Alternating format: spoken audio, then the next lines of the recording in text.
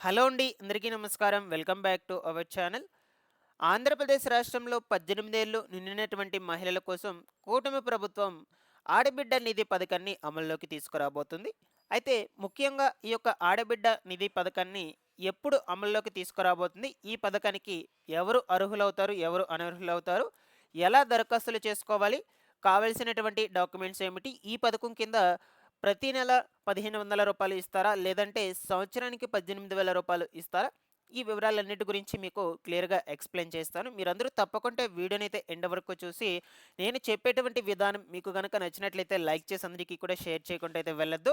ముఖ్యంగా ఈ యొక్క మహిళలు ఎవరైతే చూస్తున్నారో తప్పకుండా ఛానెల్‌ని సబ్స్క్రైబ్ చేసుకునేసేయండి. ఆంధ్రప్రదేశ్ రాష్ట్రంలో మహిళలకు సంబంధించి ఎటువంటి పథకాలు వచ్చినా సరే వెంటనే మన ఛానల్ నుంచి అయితే అప్ టు డేట్ తెలియజేస్తూ ఉంటాను.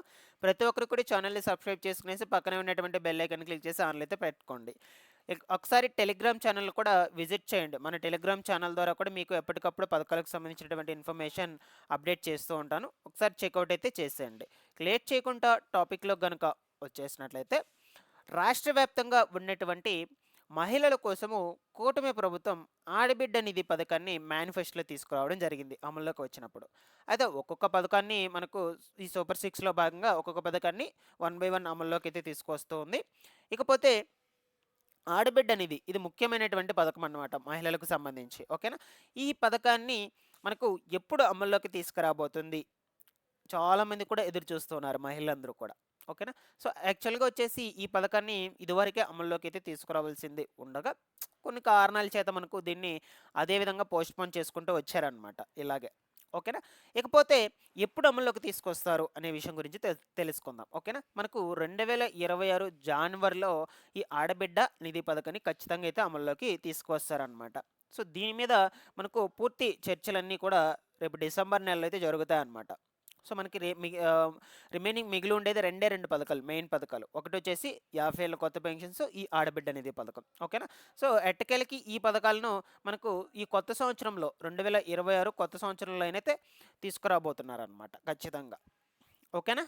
సో, కాబట్టి మీకు ఇక్కడ ఒక క్లారిటీ అయితే వచ్చిందని అనుకుంటున్నాను. ఈ ఆడబిడ్డ నిధి పథకాన్ని ఎప్పుడు అమల్లోకి తీసుకురాబోతున్నారు అంటే 2026 జనవరిలో అయితే అమల్లోకి అయితే తీసుకురాబోతున్నారు.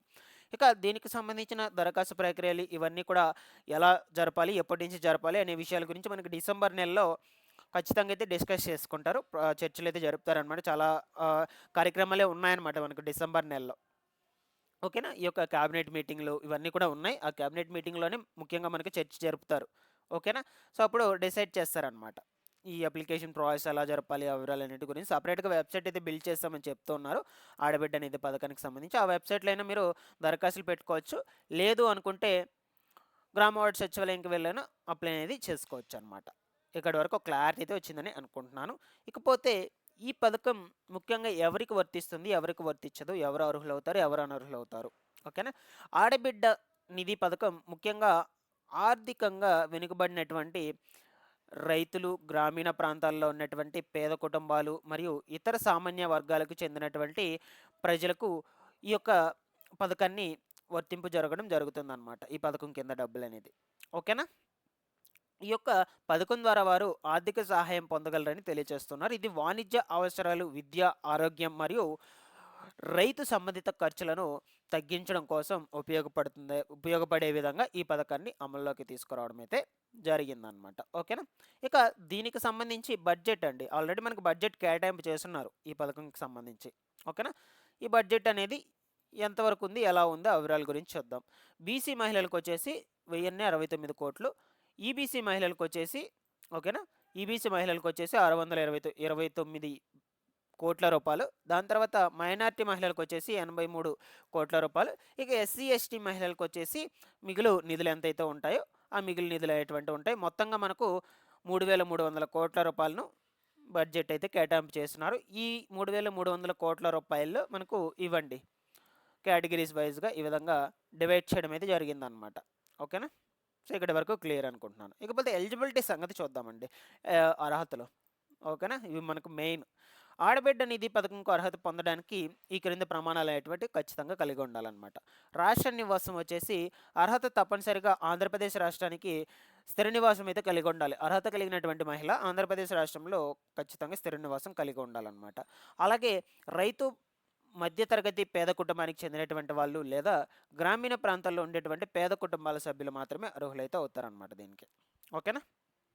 ఇకపోతే ఇతర ప్రభుత్వ పథకాల ద్వారా ఇప్పటికే ఆర్థిక సహాయం పొందేటువంటి వాళ్ళు అర్హులైతే కారనమాట. అర్హత పొందరు ఈ యొక్క పథకానికి సంబంధించి. ఇది గుర్తుపెట్టుకోండి బాగా. ఓకేనా? దాని తర్వాత వయసు 18 సంవత్సరాల నుంచి 60 సంవత్సరాల మధ్య ఖచ్చితంగా అయితే ఉండాలన్నమాట. ఆ లోపల ఉన్నటువంటి ప్రతి మహిళ దరఖాస్తులు చేసుకోవచ్చు. ఓకేనా? ప్రతి వాళ్ళకి కూడా అర్హత అయితే పొందవచ్చు అనమాట. మీకు ఏమైనా డౌట్ ఉన్నా కూడా కమెంట్ సెక్షన్లో అడగండి. ఇక కుటుంబ ఆదాయ రికార్డులు, పౌరసత్వ ధృవీకరణ మరియు ఇతర సంబంధిత డాక్యుమెంట్లు సమర్పించి ధృవీకరణ అయితే పొందవలసి ఉంటుంది ఈ పథకానికి. ఓకేనా? సో ఈ విధంగా మీకు అర్హతలు అయ్యేటువంటివి అయితే ఉన్నాయన్నమాట.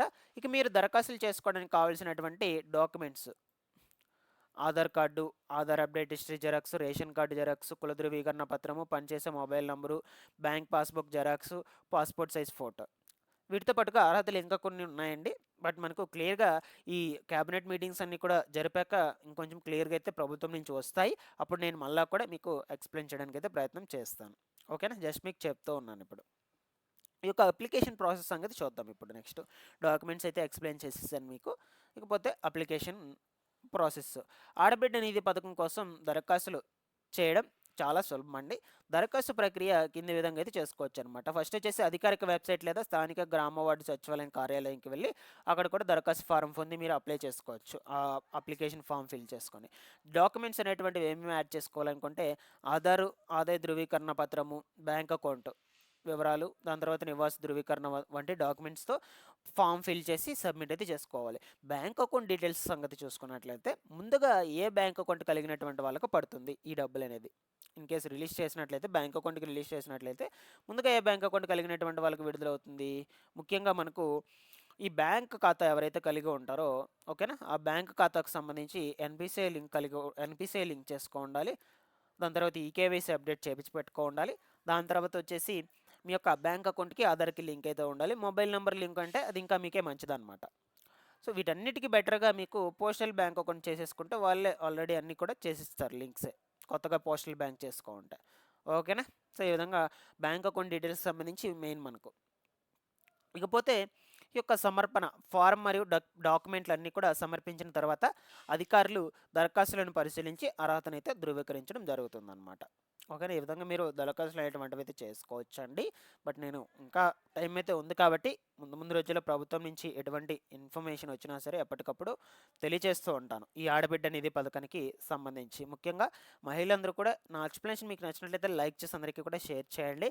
ఈ యొక్క ఛానల్ని డైలీ కూడా ఫాలోఅప్ చేస్తూనండి. ఆడబిడ్డ నిధి పథకానికి సంబంధించి ఎటువంటి ఇన్ఫర్మేషన్ వచ్చినా కూడా అప్డేట్ తెలియజేస్తూ ఉంటాను. Thanks for watching this one.